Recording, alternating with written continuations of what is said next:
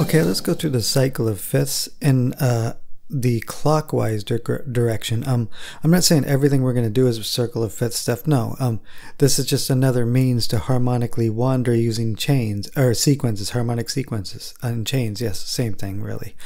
But in the counterclockwise direction, there's often a term that's rarely used, but it's actually called retrogression and progression. Progression meaning in that counterclockwise movement where secondary dominance, dominant chains and everything works really well, but in the clockwise direction it doesn't quite work out as well, hence the term retrogression.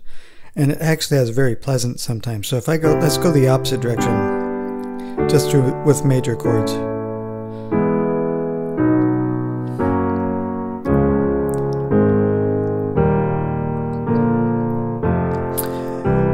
It is, however, a very pleasant sound. So you could do it with the minor. I'm not going to go all the way through it in the clockwise direction.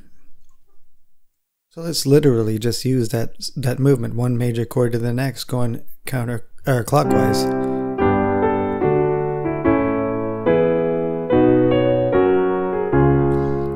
So there we go. You could do a little. And that's all we were doing is counterclockwise root movement with major chords. It has a completely different sound than the counterclockwise direction. So let's do the same sequence but with inversions. So you get that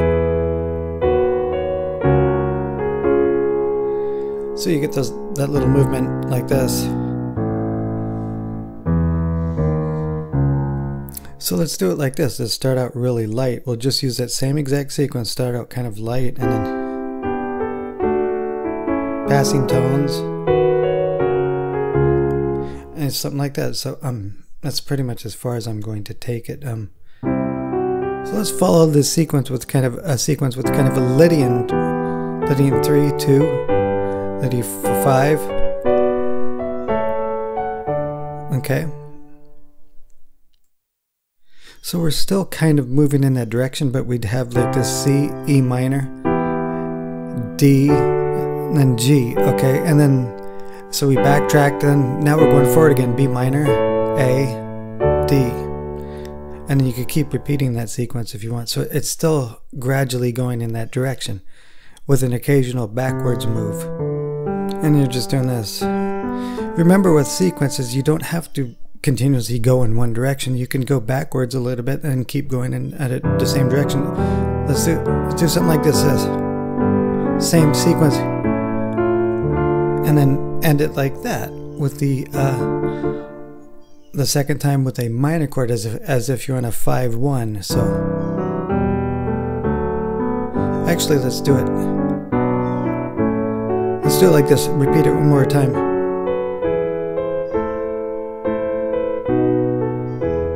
Okay, and then break the chain. So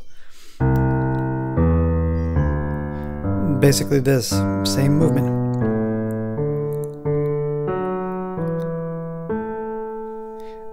4, 5, 1. Okay, borrowed minor 4, 5, 1 to E. So we broke out of it. So yeah, when we broke out, it was kind of like a borrowed 4 of E major and then 5, 1. Okay. So you could still throw in traditional moves in this counterclockwise movement. So let's skip a few in the cycle. The root E is related to A, right? Backwards. So we could do that. Okay. And then E, G sharp minor, or D flat, or C sharp major. So it's almost like a continuous Dorian cadence when you do it like that. So do it like this, just musically. And then you could break out of it using tradition or whatever you want. I mean, this is totally up to you where you go from there. But so we're still using that direction, but skipping over one, and in this case the G, now skipping over the E, and then just you could repeat that all the way, and I wouldn't keep doing that. I would actually break out of it. So let's do this differently.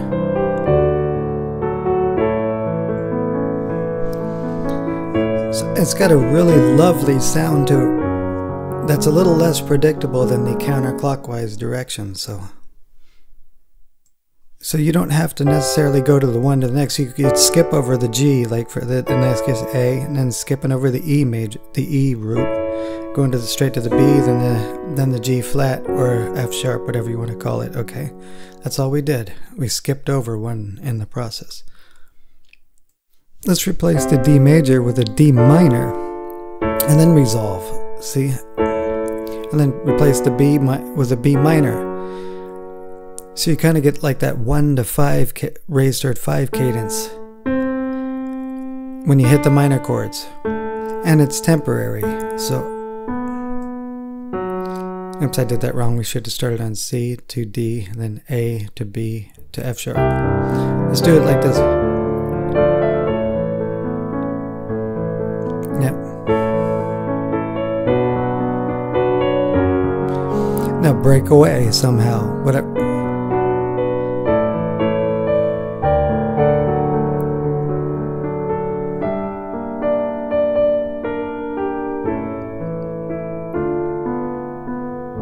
Okay, I'm going to stop here. So you have a lot of options. I mean, I'm looking at this just chart. C, D, root of D. Considering that almost like a 1 to 5 cadence, okay? But then I went to G, B minor to G flat major, almost like another 1 to 5. And then I started to go in the reverse direction, okay? The counterclockwise direction. Okay, and then I started to use a little bit more borrowed chords and modal interchange. Because I didn't really have a tonal center focus here. Okay. You know, until I landed on this A chord, then it's kind of almost became like a Mixolydian flat 6. So that's beyond the scope of the video. I just broke out of the chain. That's the most important thing of the video, is creating the chains in this clockwise direction and then breaking free. So of course, going from one specific root to the other, just one after the other, sometimes you want to throw in a chord somewhere in there that kind of is used like a balance chord, I guess you could call it. So you're not continuously just going straight to the next root. There's little in-between parts. So this is something you'll have to experiment with yourself, like going to C, from C to E minor, then to a D, to a G, then to a B minor. Little balance chords instead of just continuous same root movement. And sometimes going slightly backwards and then forwards again. Okay, these are things, I mean, I showed you as many, many possibilities here, but it's something you have to experiment with too. And you're also free to use these moves. I mean, there's no copyright on them, the ones we've covered just in this video. So enjoy and experiment,